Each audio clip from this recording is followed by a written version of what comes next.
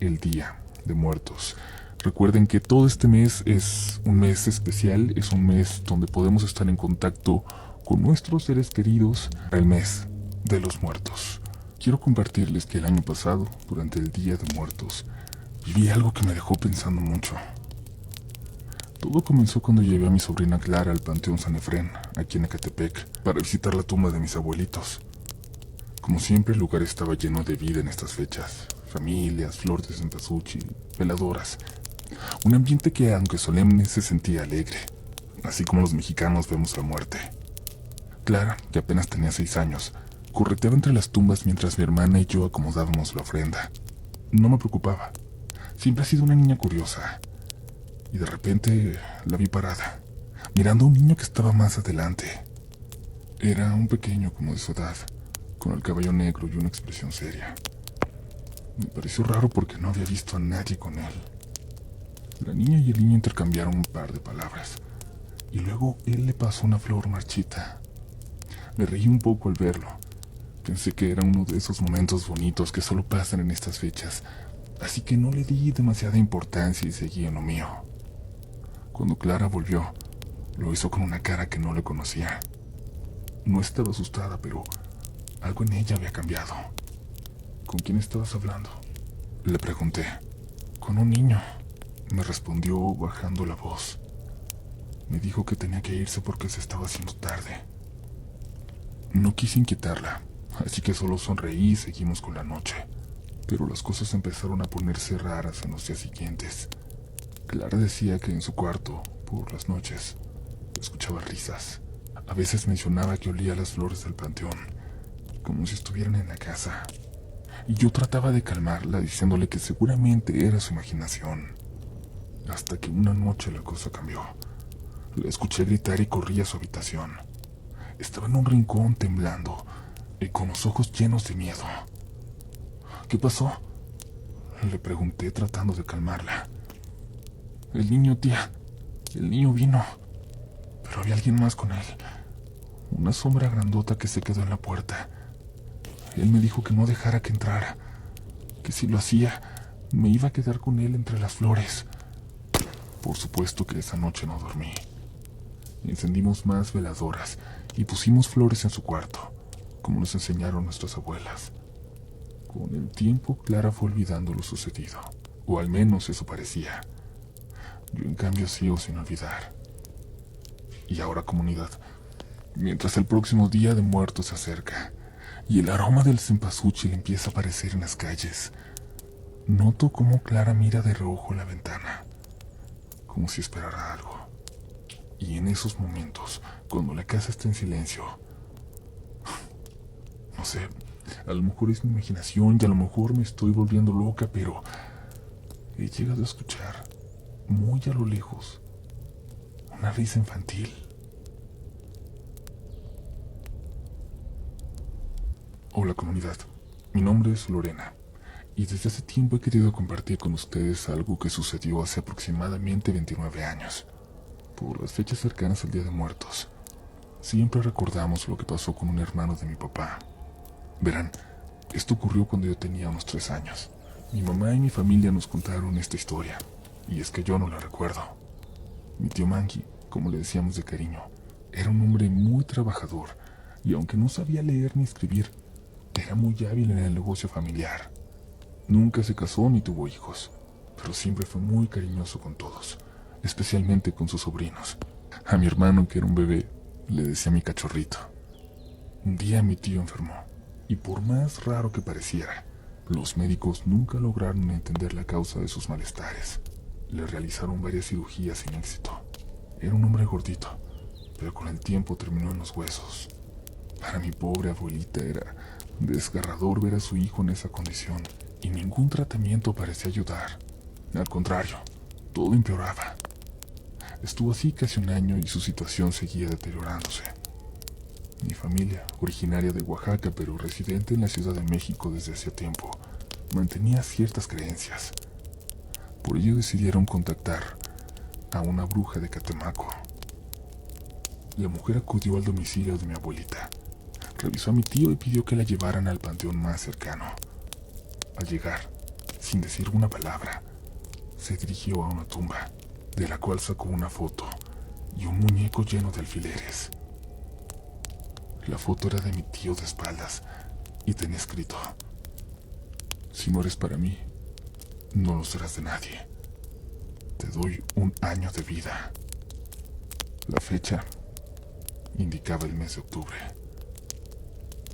En ese momento estábamos en septiembre, casi 1 año después de que empezaron sus malestares.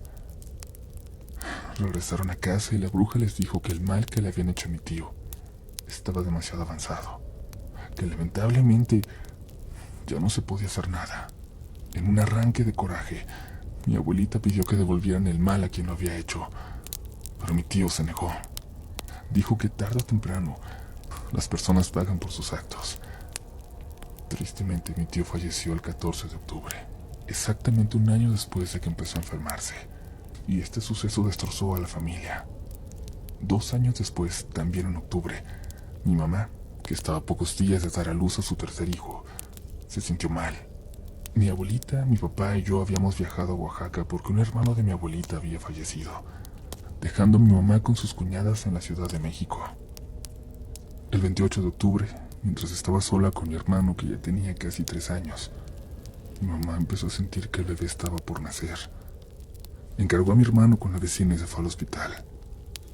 Una de mis primas llegó de la escuela y se quedó con él. Lo que contaré puede parecer difícil de creer, pero fue tal como mi hermano lo contó a esa edad. Cuando mi prima y él regresaron a la casa, mi hermano se quedó dormido y ella, al verlo, también se durmió. Mi hermano despertó con hambre y al no ver a mi mamá y notar la casa a oscuras, empezó a llorar. Se bajó de la cama y fue a la sala, pero se asustó aún más al verla tan oscura. Lloró sin parar mientras mi prima seguía durmiendo. Entonces, mi hermano dice que de la otra recámara salió mi tío Mangui. Lo cargó, prendió las luces y le dijo: no llores, cachorrito, aquí estoy contigo. Mi hermano asegura que mi tío calentó tamales y leche, le dio de cenar y prendió la tele. Antes de irse le dijo: estoy muy cansado, voy a dormir. Tus tías ya no tardan en llegar. Cuando mis tías llegaron y vieron a mi hermano comiendo y viendo la tele, pensaron que había sido mi prima quien le había dado de cenar. Sin embargo, se dieron cuenta de que ella estaba durmiendo y se extrañaron. Le preguntaron a mi hermano que quién le había dado de cenar, y él respondió: mi tío Mangui se levantó de su cama, me cargó y calentó la comida. Ya se fue a dormir porque está muy cansado. Mis tías se asustaron al escuchar esto, pues mi tío había muerto 2 años antes. Entraron a la recámara y no había nadie. Entonces le preguntaron a mi hermano cómo era su tío, y él señaló una foto en el altar del Día de Muertos que ya habíamos puesto y dijo: es él, el de la foto. Mi tío Mangui me cuidó para que no llorara. Al escuchar esto, mis tías sintieron una mezcla de miedo, tristeza, alegría y asombro, y no pudieron evitar llorar. Como mencioné, mi tío era muy querido. En este relato se habla de brujería. No sé si ustedes creen en eso, pero yo estoy convencida de que hay personas con malas intenciones que pueden hacernos daño. Sin embargo, en lo que sí creo con mucha certeza es en los espíritus. Díganme, ¿ustedes creen que nuestros muertos nos visitan en esos días? Yo sí lo creo. Y estoy segura de que mi tío vino ese día para cuidar a mi hermano, y que regresa cada año para recordar todo lo bueno que vivimos juntos. Muchas gracias por leerme.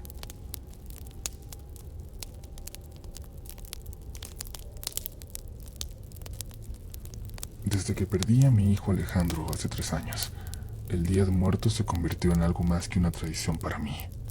No se trataba solo de honrar su memoria, sino de mantener una conexión con él, aunque fuera en la más mínima señal. Cada año me aseguraba de armar la ofrenda más detallada y significativa posible. Sus juguetes favoritos, fotografías en las que aún se le veía con su sonrisa traviesa y su comida preferida. En el fondo, siempre guardaba la esperanza de sentir su presencia. Y es que todo el año hablaba o intentaba hablar con él. Todo el año le pedía perdón por no haber hecho algo más. Le decía que era yo quien tenía que haber muerto, que eso era lo justo, que él volviera, que mejor me tenía que ir yo. El Día de Muertos era el único momento del año donde sentía que debía esforzarme más porque estaría más cerca, para que me pudiera escuchar. Ese año del 2022, la ofrenda era más grande que nunca. Recuerdo muy bien que mis amigas me decían que quizás me hacía más daño que bien, pero yo sentía que debía hacerlo. El primer encuentro extraño fue la tarde del 1 de noviembre, donde acomodaba las velas alrededor de la fotografía de Alejandro. Recuerdo cómo una brisa fría pasó por la casa, cómo se apagaron 2 veladoras. Me quedé inmóvil, tratando de entender de dónde había salido el aire. Cerré todas las ventanas y puertas, pero el escalofrío persistía. Al encender de nuevo las velas, escuché un leve susurro. Parecía un mamá, mamá, como cuando me llamaba al despertar. Me giré de inmediato, pero no había nadie. El silencio se sentía pesado, y el resto de la noche la pasé en vela, esperando que algo más ocurriera, pero nada. El segundo encuentro fue todavía más perturbador. Esa noche, mientras acomodaba más flores de cempasúchil, el aire se llenó de un aroma que no reconocí. No era el olor dulce de las flores ni el incienso. Era algo húmedo, como de tierra recién removida. Traté de distraerme pensando que tal vez venía del jardín, pero cuando me agaché para encender otra veladora, sentí una pequeña mano sobre mi hombro. Mi corazón se detuvo por un segundo. Giré lentamente y por el reflejo de una de las fotografías vi lo que parecía ser la sombra de un niño pequeño, parado detrás de mí. Cerré los ojos y respiré hondo, repitiéndome que solo era mi mente jugándome una mala pasada, pero al abrirlos, el olor había desaparecido y la casa volvió a su estado normal. Esa noche lloré, entre miedo y esperanza, sin saber si rezar o correr. Pero el último encuentro, comunidad, ese es el que jamás podré borrar. No sé si hubo un mensaje de su parte en aquel primer encuentro, y no sé si lo había entendido bien, pero yo todo el año siguiente me dediqué a pedirle a Dios que me lo devolviera, que me dejara estar con él, escucharlo aunque fuera un momento. Le ofrecía mi vida todas las noches al Señor, porque yo no la merecía, porque ya no la quería ser mi hijo. ¿Para qué? Era la madrugada del 2 de noviembre de 2023 y la casa estaba en completo silencio. Decidí sentarme frente a la ofrenda y hablarle a Alejandro. Le conté lo mucho que lo extrañaba. Le conté cómo deseaba verlo, aunque fuera solo un momento. Las velas titilaron, como si respondiera. Sentí un nudo en la garganta y los ojos me ardieron de contener las lágrimas. De pronto, un golpe fuerte se escuchó en la puerta principal, como si alguien lo hubiera empujado desde afuera. Me levanté de un salto con el corazón retumbando en el pecho. Caminé lentamente hacia la puerta, pero antes de que pudiera alcanzarla, otro golpe más fuerte resonó. Esta vez una ráfaga de aire helado atravesó la sala, apagando todas las velas de la ofrenda. La oscuridad cayó de golpe, y el único sonido era el latido de mi corazón. Cuando la luz volvió, no estaba sola. Frente a la ofrenda, una figura pequeña se dibujaba entre las sombras. No sé cómo explicarlo. Podía ver su silueta, ahí en la oscuridad. Yo sabía que había algo ahí parado. Sabía que era la silueta de Alejandro. Su cabello desordenado, su camiseta favorita, pero su expresión, la expresión que alcanzaba a adivinar en la oscuridad, era distinta. No esa sonrisa de siempre, cálida, que recordaba, sino una mezcla de tristeza y desesperación. Dio un paso hacia adelante, levantando una mano temblorosa. «Déjame ir». Escuché. No sé cómo explicarles, pero escuché eso dentro de mi cabeza. Su voz estaba en mí. Antes de que pudiera moverme o siquiera responder, antes de que pudiera acercarme a él para ver si realmente estaba allí, pude ver cómo su sombra se desvanecía. Apareció en su lugar una figura mucho más alta, muy oscura, sin forma humana. Una figura que parecía crecer y crecer hasta llegar al techo. Las luces de la calle titilaron y en un parpadeo todo desapareció, como si la luz que se colaba por la ventana lo hubiera borrado. Corrí a prender de nuevo las velas de la ofrenda. De pronto todo parecía normal de nueva cuenta, como si nada hubiera pasado, pero yo sabía que algo había cambiado. Desde esa noche guardé la ofrenda con un respeto aún mayor y entendí que hay cosas que es mejor no invocar, por más puro, por más bonito, por más positivo que sea ese deseo. No volví a sentir la presencia de Alejandro, pero saben, aún sigo hablando con él. Ya no lo hago como antes. Ahora le pido que esté bien, donde tenga que estar, que vea por mí desde allá cuando pueda hacerlo, que ya nos veremos en su tiempo.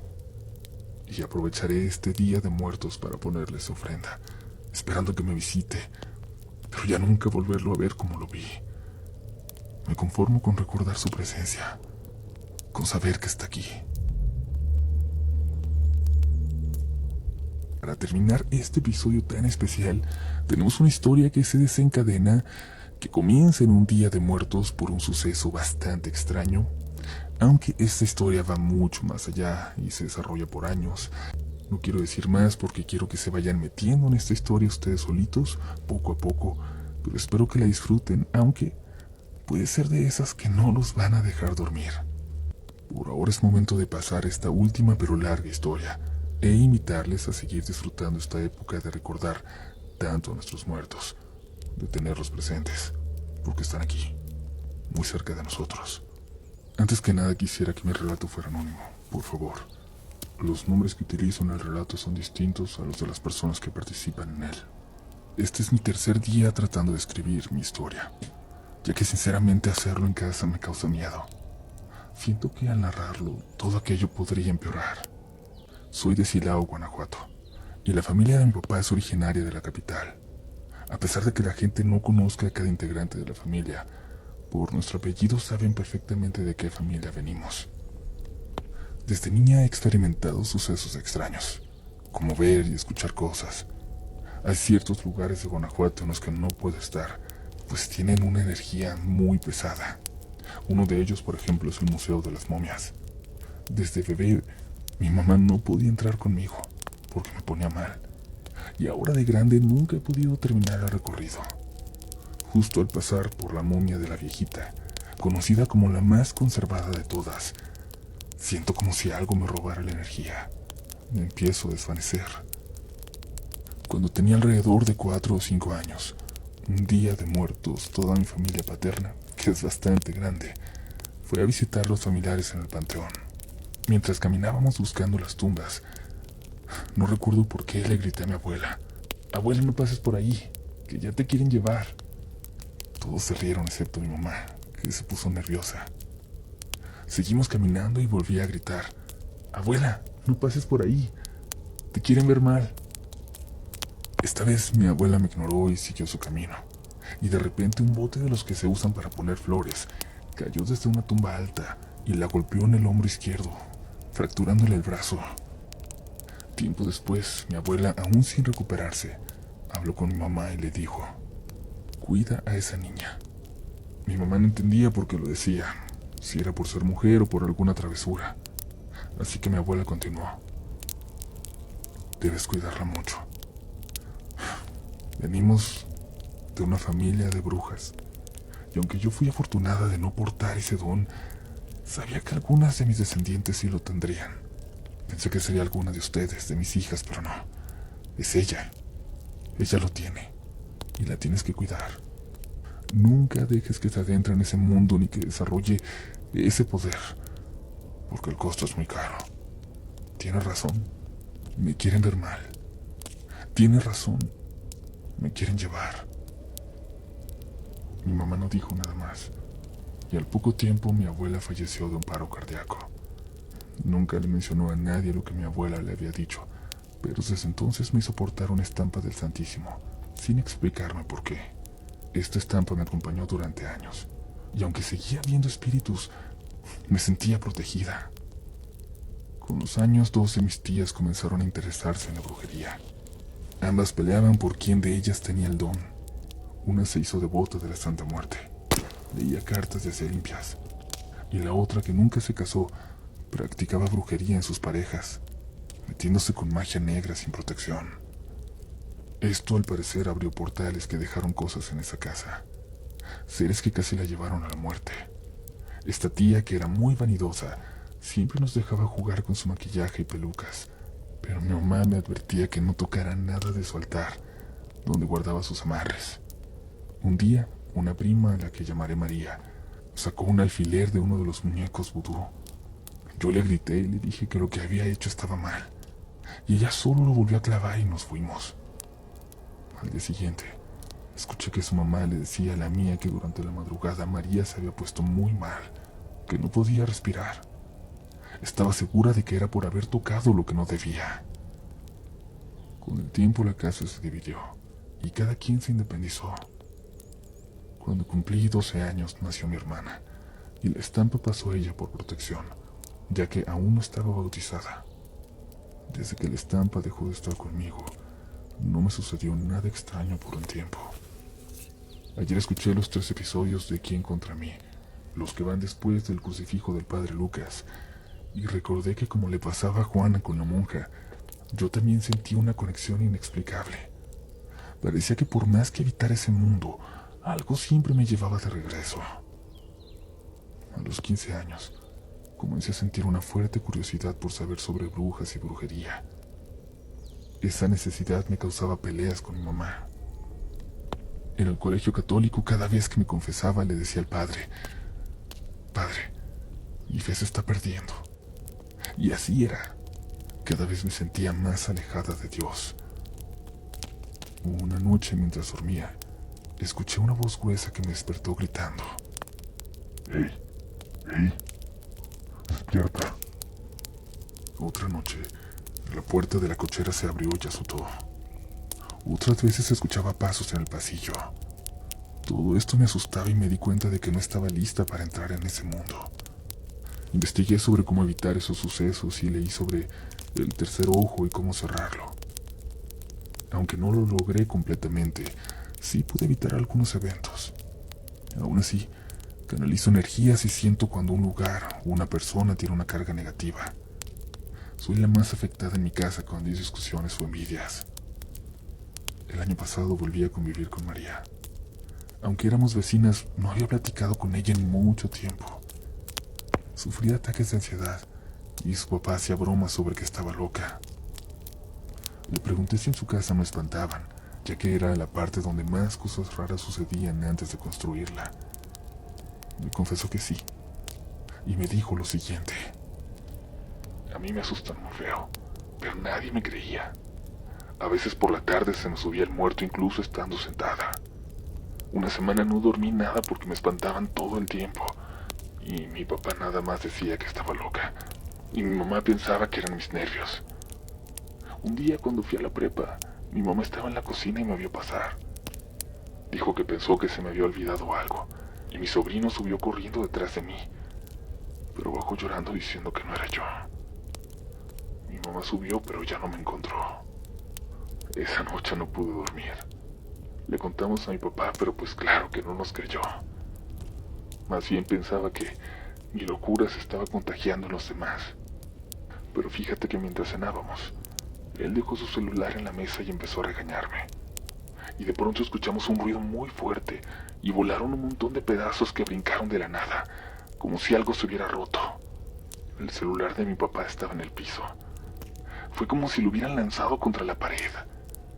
Pero nadie dijo nada. Nadie se atrevió a decir nada.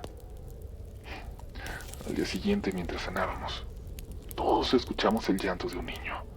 Creímos que era el de la vecina, pero mi papá subió a la azotea y dijo que no, que venía de la casa, que venía de mi cuarto, y revisamos, pero no había nada. No pudimos encontrar jamás la fuente de ese sonido, y desde entonces me fue peor.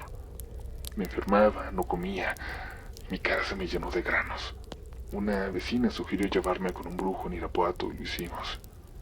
Batallamos para que me atendiera, pero cuando lo hizo, nos dijo: «Usted no», refiriéndose a mi mamá, a quien no dejó entrar.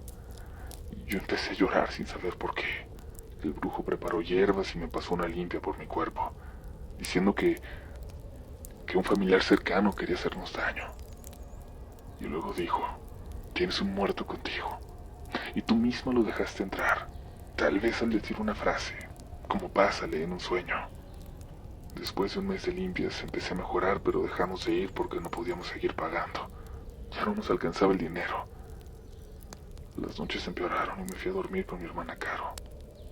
A la tercera noche sentí que se me subía el muerto. Caro me despertó gritando, vete, vete, lárgate de mi cuarto. Y al día siguiente me dijo que me había escuchado llorar, que se despertó para calmarme, pero cuando abrió los ojos vio que no era yo, sino una mujer de rodillas junto a mí. Desde entonces duermo menos que antes, cada vez menos, y ya me siento muy cansada. Cuando le pregunté a María si lo que le pasaba a lo mejor tenía que ver con el alfiler que sacó años atrás, se puso pálida. Recordamos cuando su mamá dijo que esa noche no pudo respirar. Poco después, su hermana llegó y cambiamos de tema. Y no volví a ver a María por un buen tiempo, aunque estoy segura de que ella nunca dirá todo lo que ve. Sé que no podrá soportarlo mucho tiempo más. Días después le conté a mi mamá lo que había hablado con María, y le dije que creía que aquella cosa la había elegido por ser el alma más débil, pero que en realidad no era ella quien quería, sino alguien más. Mi mamá, muy sorprendida, me preguntó que cómo sabía eso, y le dije que no sabía, pero que podía sentirlo. Fue entonces cuando mi mamá decidió contarme lo que mi abuela le había advertido años atrás. Recordé la época en la que me sentí sumamente interesada en el tema de las brujas. Mi mamá me preguntó si podía ver aquello que acompañaba a mi prima, y le dije que no, pero que sí lo sentía. Ella comentó que tal vez ese sentido no había despertado del todo en mí, pero que tampoco se había ido. Ya habíamos pasado por situaciones en las que veía cosas antes de que ocurrieran. Soñaba cosas que luego ocurrían tal cual yo las había descrito. Tras esa conversación con mi mamá, comencé a investigar sobre temas relacionados con lo astral y el universo, desde cómo proteger mi energía, hasta cómo proteger a los demás con ella.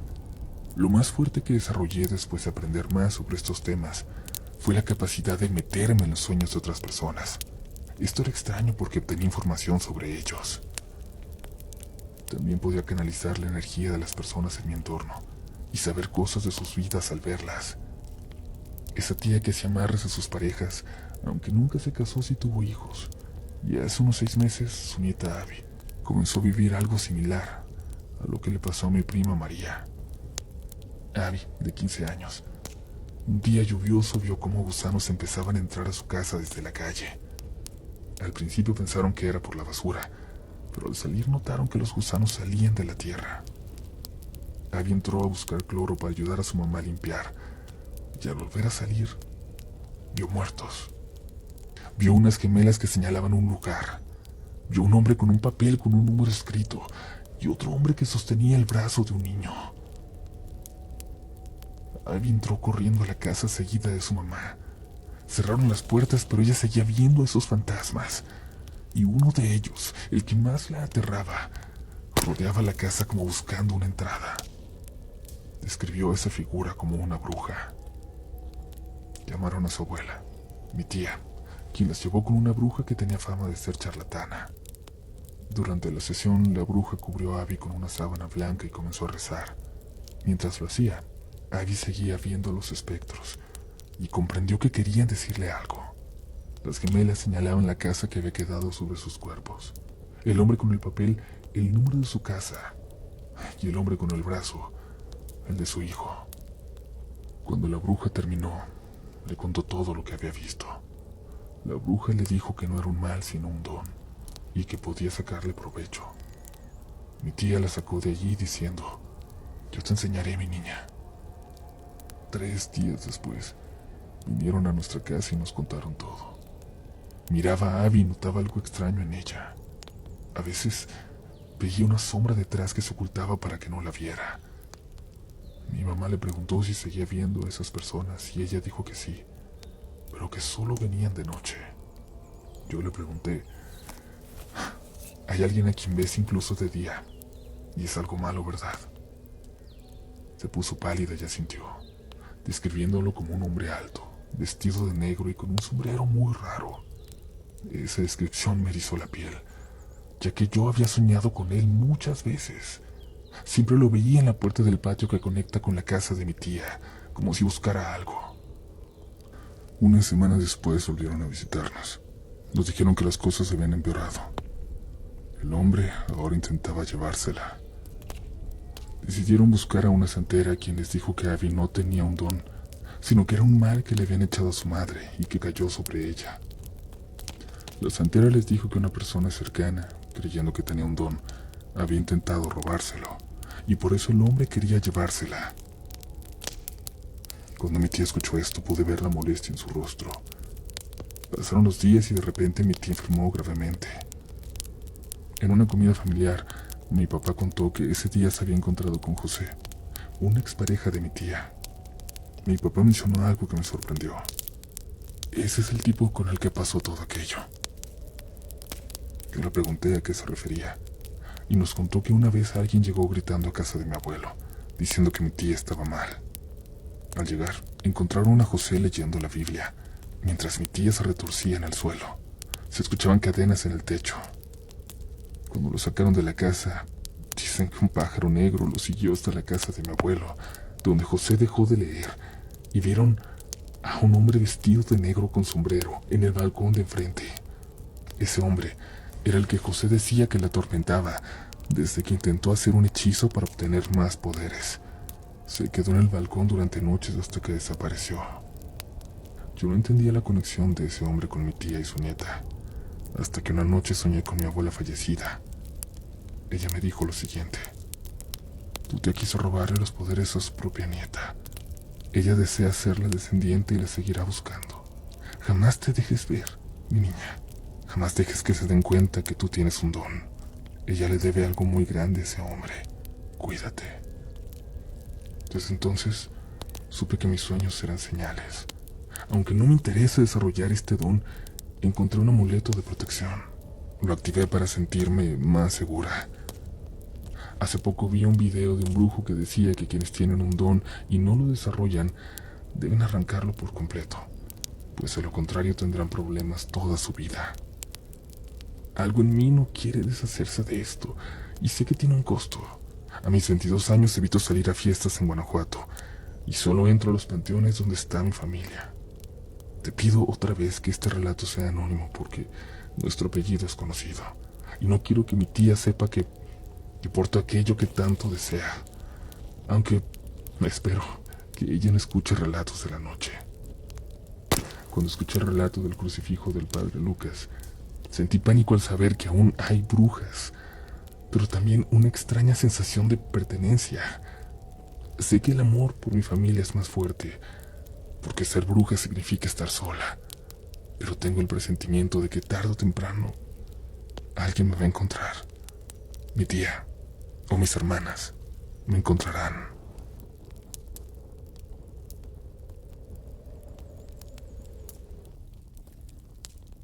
Sabemos que hay trabajos que nadie quiere, pero alguien tiene que hacerlos. Cuidar un panteón por las noches no solo es cuestión de valor, sino de saber guardar secretos.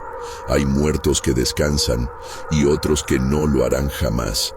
Y si escuchas sus voces, tal vez ya sea muy tarde para escapar. Esta es la historia real de alguien que cruzó esa línea y nunca volvió a ser el mismo. Historia 1. El panteonero maldito.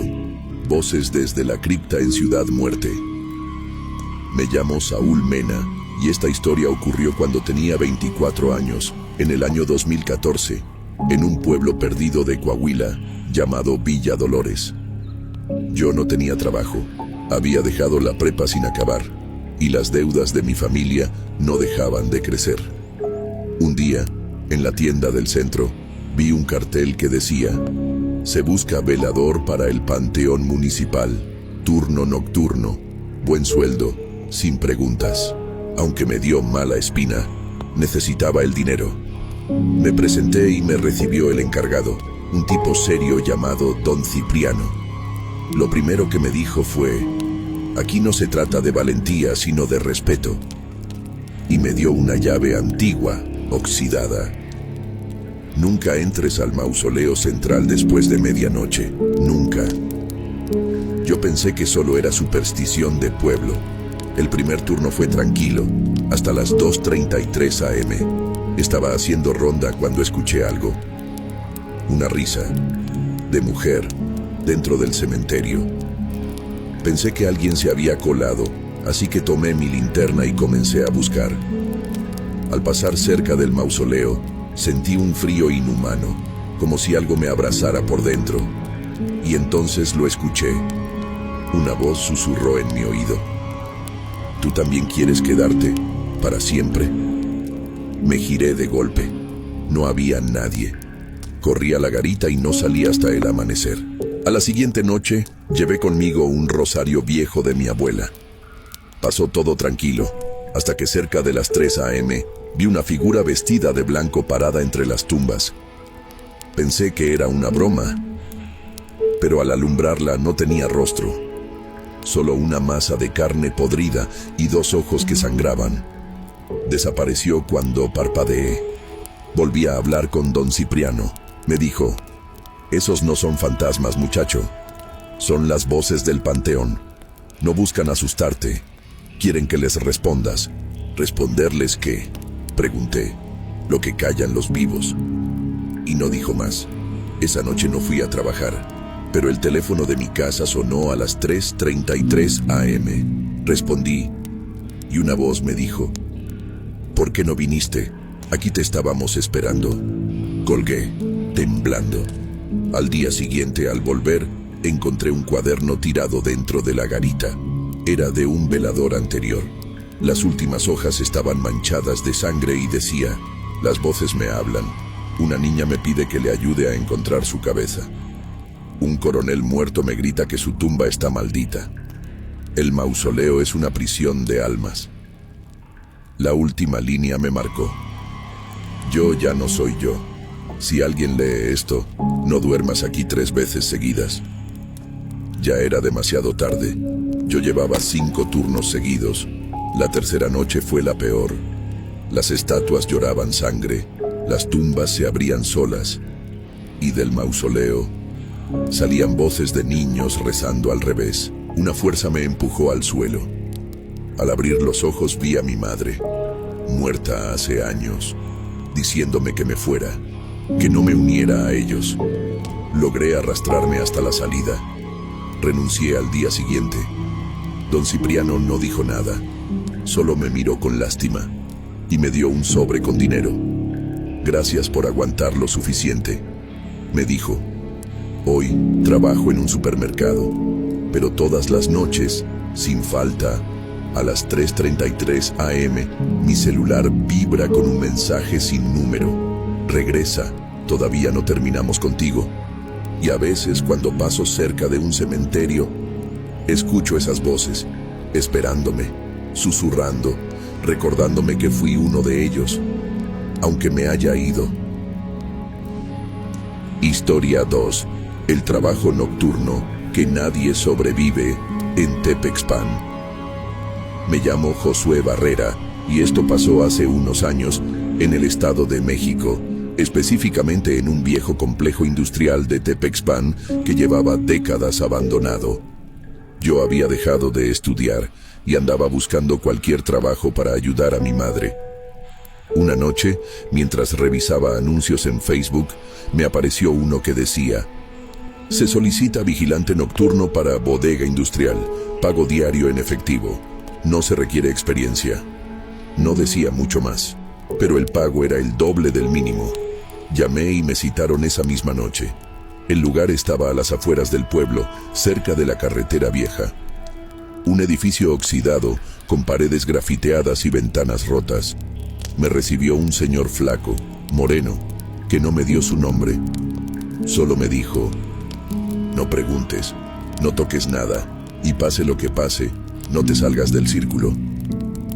Pensé que era una advertencia figurada, pero después me llevó a un cuartito donde en el piso había dibujado un círculo de sal, ceniza y lo que parecía sangre seca. Tu turno es de 10 de la noche a 4 de la mañana. Si escuchas que alguien llama a la puerta, no abras. Si escuchas tu nombre, no respondas. Y si ves luces, no las sigas. Pensé que era una broma pesada, pero acepté. El tipo me dejó solo, cerró la reja y se fue. Las primeras 2 horas fueron tranquilas, silencio absoluto, solo el zumbido de los focos viejos. Pero a las 12:41 AM escuché pasos arriba. Ese lugar no tenía segundo piso. Después, una carcajada infantil y el sonido de una pelota rebotando.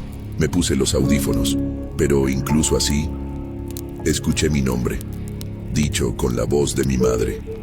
Josué, ven, estoy aquí afuera, te traje tu cena. Casi abro la puerta, pero recordé las palabras del tipo. Miré por la cámara de seguridad conectada al celular, y afuera no había nadie, solo un perro flaco, mirando directamente al lente, sin parpadear, por más de 30 minutos. A las 2:17 AM, todo se puso peor. El foco explotó, y en medio de la oscuridad, vi una figura dentro del círculo. No entró, apareció.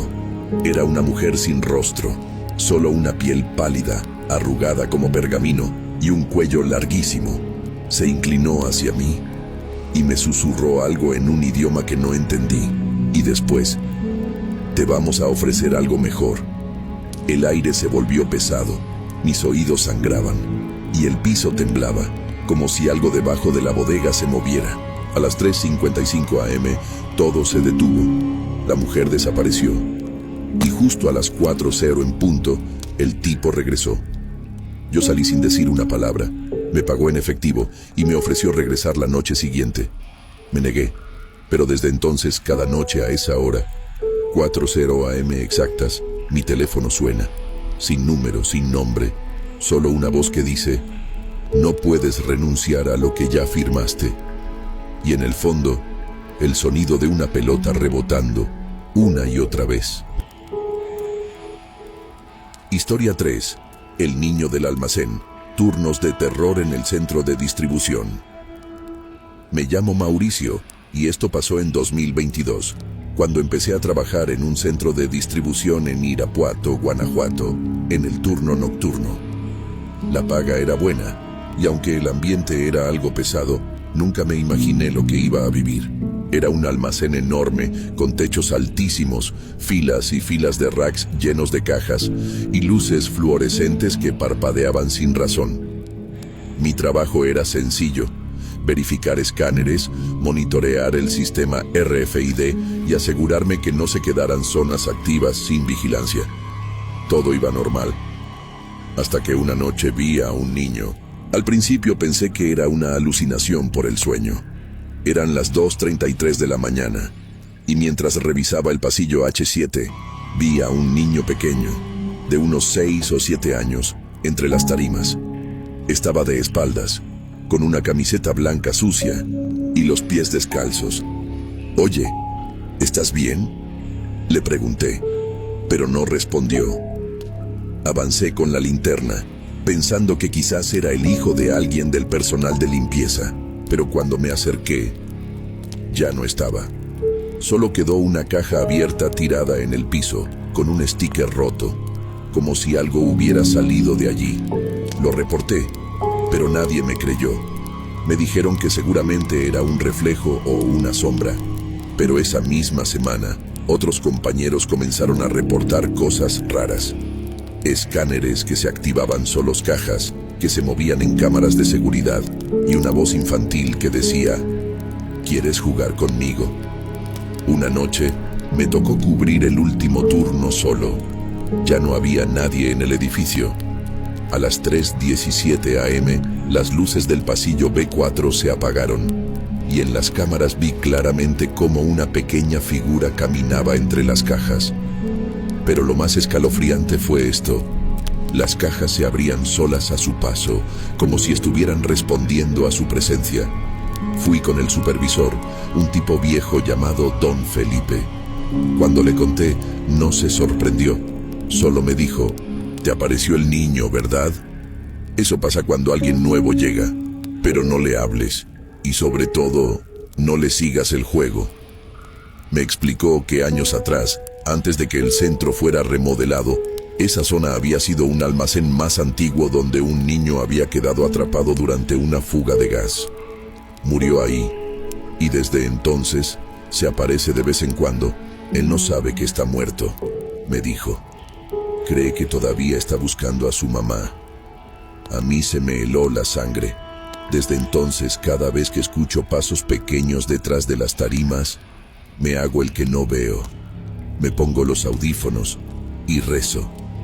Porque si lo miras a los ojos dicen que empieza a seguirte a casa y que un día te llama por tu nombre desde dentro de una caja sin remitente y sin salida. Historia 4. El paciente del cuarto 213. Mi nombre no importa, pero durante casi 8 años trabajé como enfermera nocturna en un hospital general en Saltillo, Coahuila. Ya había visto de todo: heridos, accidentes, emergencias, incluso muertes. Pero lo que viví con el paciente del cuarto 213 me marcó para siempre. Esa ala del hospital era vieja, tan vieja que muchos decían que debía demolerse. Las luces parpadeaban, los elevadores crujían como ataúdes oxidados, y en invierno el frío se colaba hasta los huesos. Una noche, cerca de las 2:45 a.m., recibimos un paciente sin identificación. Varón, unos 40 años, pálido, casi sin pulso. Lo acomodaron en el cuarto 213, el más alejado. Lo extraño es que nadie lo trajo. No llegó en ambulancia, simplemente estaba ahí, en una camilla, como si hubiera aparecido de la nada. Los doctores revisaron todo, pero no tenía historial médico. Su ECG era normal, pero su cuerpo estaba completamente helado. Y lo más raro, tenía una expresión de terror congelada en el rostro, los ojos abiertos, fijos en el techo.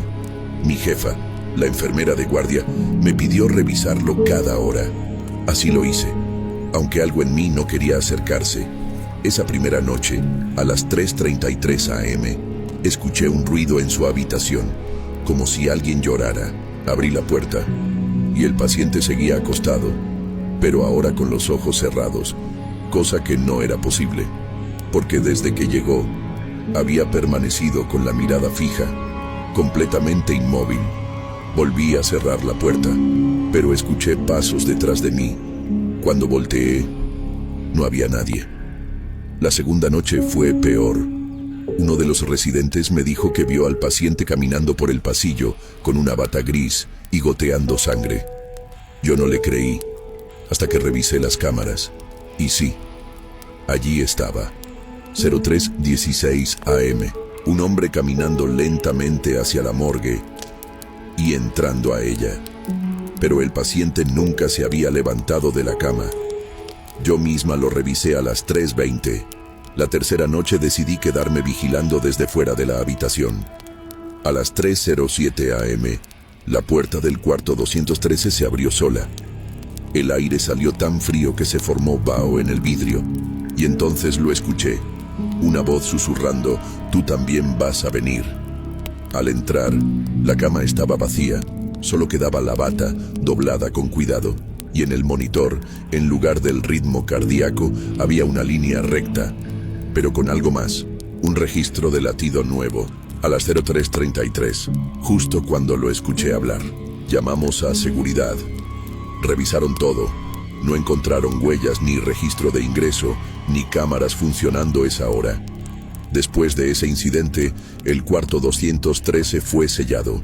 Nadie volvió a usarlo. Ni médicos, ni internos, ni siquiera limpieza. Un año después, una doctora nueva lo abrió por error. La encontraron inconsciente, con una expresión de puro pánico, igual que el paciente. Cuando despertó, solo decía: «Él ya está aquí». Desde entonces, cada 3 de marzo, a las 3:33 a.m., el monitor del cuarto 213 vuelve a encenderse. Aunque no hay nadie conectado, y registra un solo latido, uno, y nada más.